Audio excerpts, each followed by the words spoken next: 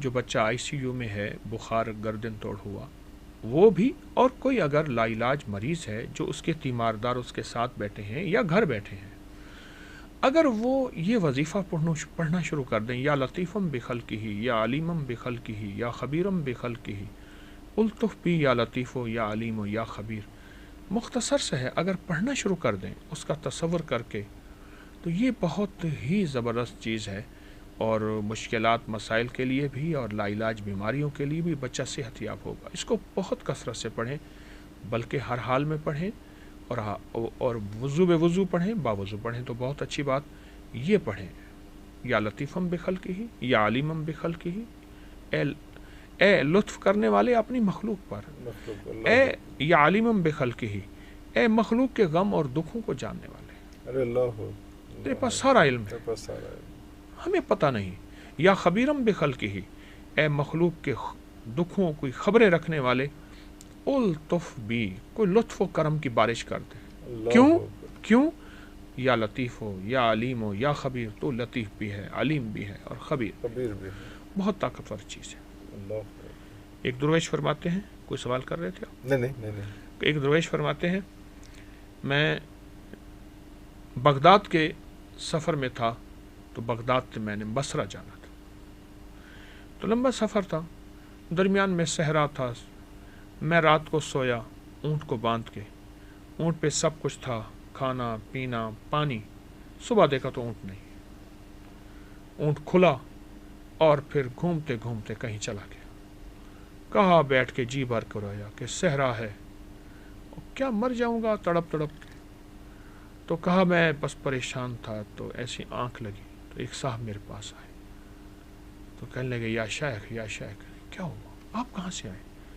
کہا کہ پڑھو یہ وظیفہ دیا، اور اس کو پڑھو، تیرا اونٹ بھی ملے گا، تیرا توشہ بھی ملے گا، تیرا کھانا بھی ملے گا، اور تجھے بصرہ بھی فوراً، وہ دیکھو سامنے بصرہ ہے، وہ قریب پہنچے گا، ارے راستہ بھی سمجھ جائے گا۔ کہنے لگے وہ جانے لگے، تو میں نے ان کو پاؤں پکڑ لیا، آپ کون ہیں؟ کہا میں خضر ہوں، اور میں جو گم شدہ ہو پریشان ہو اس کو دعائیں دیتا ہوں، اور یہ میری دعا ہے، یاد رکھ، اس کو مخلوق کو بتانا، جس کو کوئی مشکل ہو پڑھے، اس کی مشکل حل ہوگی۔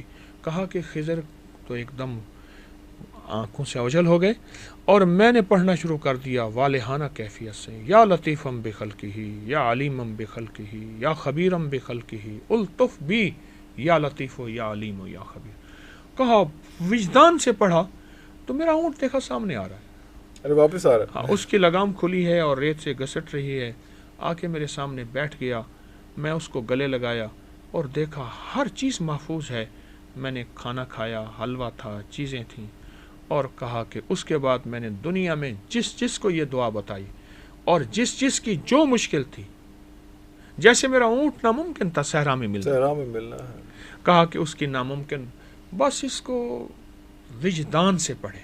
آپ کو ایک سوال میں خود کروں گا، یا آپ کا سوال کا خود جواب بھی دوں گا، آپ سوچیں صحرا میں اس نے کس وجد اور وجدان سے پڑھا ہو، کس جنون کے ساتھ پڑھا ہو، کس درد اور کیفیت سے پڑھا ہو۔ جب اس درد اور کیفیت سے پڑھیں، عرشی فیصلے ہو جاتے ہیں۔ اللہ، ہمارا دھیان کہاں، ہماری تسبیح کہاں، ہمارا سوچیں کہاں، پھر بھی کریم دیتا ہے، دے گا، لیکن جب اس سے والہانہ کیفیت سے پڑھیں گے، اس کی زندگی اور ہے۔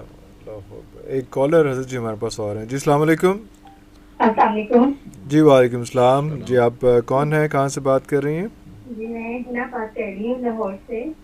جی ہنا۔ ہاں جی میں نے یہ بات کرنی تھی۔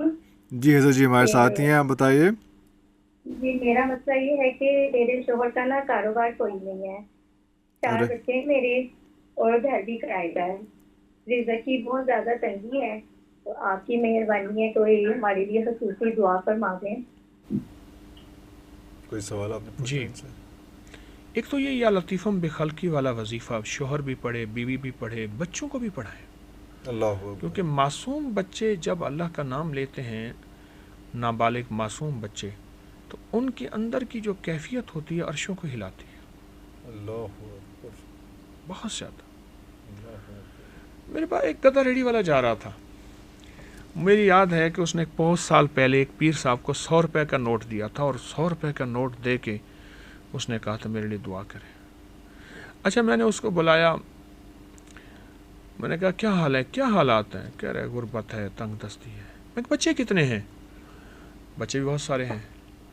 میں نے کہا 5 روپے خرچ کر سکے گا؟ کروں گا.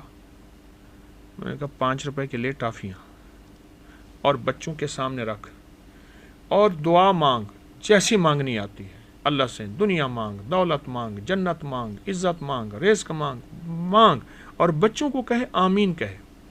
بچوں کو کہیں کہ وہ آمین کہے. اچھا بچوں کو پہلے ٹافی نہ دینا, لے کے بھاگ جائیں گے. ان کو کہ یہ ٹافیاں دوں گا. اور ان کی بے توجہی کی کہی ہوئی بھی توجہ ہے, کیونکہ معصوم بچہ جو ہے اس کی تار اللہ سے ملی ہوئی ہے, کسی ایپ سے پاک ہے ابھی تک. اس نے غلطیاں, اس نے شرارتیں کی ہیں, غلطیاں نہیں کی, جان بوجھ کے نہیں. وہ تو میں اس سے مانگ, اس نے پھر میرے بات پہ عمل کیا. کچھ عرصے کے بعد ملا تو اس کی زندگی, اس کی کیفیتوں میں خوشحالی محسوس ہو رہی تھی. کہا بچوں کی دعاؤں نے مجھے رنگ دیا. تو ہماری محترمہ, ایک تو بچوں کی دعائیں, دوسرا یا لطیفم بخلقی کو بہت کثرت سے پڑھیں, اور تیسرا یہ ہے اپنے رزق میں سے 2.5% نکالیں. جس نے بھی نکالا ہے وہ تونگر ہو گیا.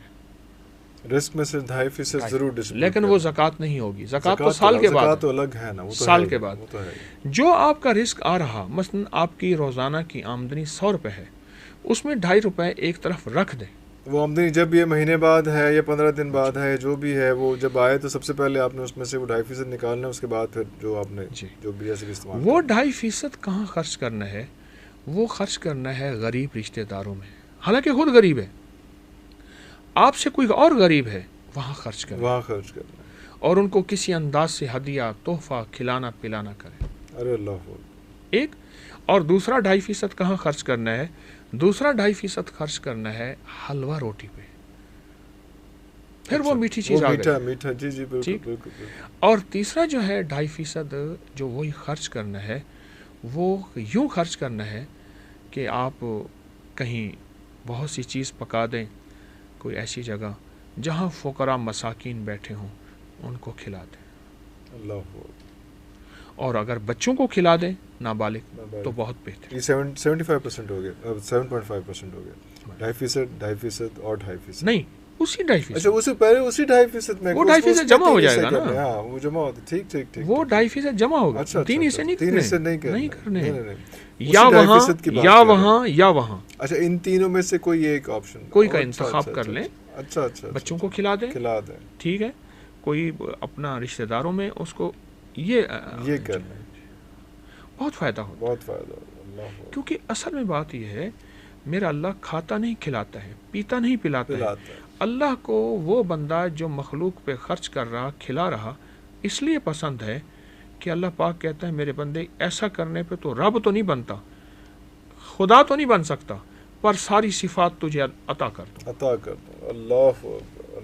اللہ کے ہاں یہ پسندیدہ چیز ہے. 7 دفعہ سورت قل ہو اللہ, اور 7 دفعہ سورت فلق, اور 7 دفعہ سورت ناس. جمعہ کی فرض پڑھنے کے بعد یا بقیہ نماز پڑھنے کے بعد دوسرے جمعے تک, ابن سنی کی روایت ہے, دوسرے جمعے تک آفات اور حادثات سے میرا اللہ پناہ عطا فرماتے ہیں. وہ جادو کا وار ہے, وہ جنات کا وار ہے, وہ دشمن کا وار ہے, وہ جیب کٹنے کا وار ہے, وہ موٹر سائیکل, وہ گاڑی, وہ لٹنے, وہ کسی چیز کے چوری ہونے, وہ کپڑوں کا گھر میں کٹ جانے, یا گھر میں جگہ جگہ پیشاب کے پانی کے چھینٹے, یا جنات کے ڈسنے, یا جنات کے کاٹنے, دانتوں کے نشان میرے پاس آتے ہیں, یا جنات کے چھریوں اور بلیڈ سے کاٹنے, یا شیطانی چیزوں کا گھر میں آگ لگا دینے, یہ چیزیں, یہ واقعات میرے پاس آتے ہیں, یہ واقعات آتے ہیں. یا پل میں میری برکت مجھ سے چھن جائے اور میں آج غنی تھا کل کا فقیر بن جاؤں, اور عافیت مجھ سے چھن جائے, آج صحیح سلامت تھا, کوئی میرا بچہ, کوئی گھر میں بیوی, کوئی گھر کا فرد اچانک کسی خطرناک ترین بیماری میں مبتلا ہو جائے, یہ حادثہ اور آفت نہیں تو اور کیا ہے؟ مجھے صحت ملے، مجھے برکت ملے، مجھے راحت ملے، مجھے عافیت ملے، مجھے خیر ملے، اور 4 پہر صبح کے 4 پہر شام کے رحمت راحت عافیت سے گزر جائیں، اس سے بڑی نعمت کیا ہے؟ یہ عمل ہفتے کے بعد کر لیں۔ ہمارا کمزور سے کمزور مسلمان بھی جمعہ تو پڑھتا ہی ہے، جمعہ تو ویسے ہی پڑھا، آخری 3 کل پڑھ لیے، بات ہی ختم۔ 7 دفعہ، 3 دفعہ نہیں 7 دفعہ، آخری 3 کل پڑھ لیے، سبحان اللہ۔ 7 دفعہ سورۃ قل واللہ، 7 دفعہ فلق، 7 دفعہ ناس، 5-6 سے منٹ لگ جائیں، 10 منٹ لگ جائیں گے شاید۔ اگر 10 منٹ بھی لگ جائیں چلو، تو 10 منٹ میں آپ حضرات کو عزت، برکت، دولت، صحت نہ چھنے، حوادث اور مسائل کے نام پہ، اور راحت رحمت جو آج عافیت ہے کل بھی ملتی رہے، اور کیا چاہیے؟